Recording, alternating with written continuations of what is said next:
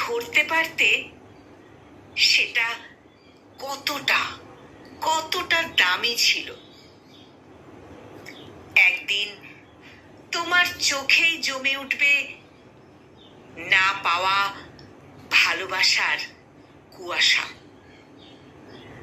তখন আর আমি থাকবো না, তোমার নাম ধরে অপেক্ষাও করব না। তুমি বুঝবে আমি ছিলাম না কোনো ভিখারি।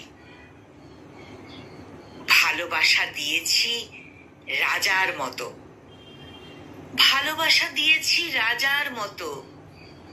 তুমি বুঝবে, যাকে অবহেলা করেছিলে সেই ছিল তোমার জীবনের সবচেয়ে সবচেয়ে সত্যি আশ্রয়। কিন্তু সেই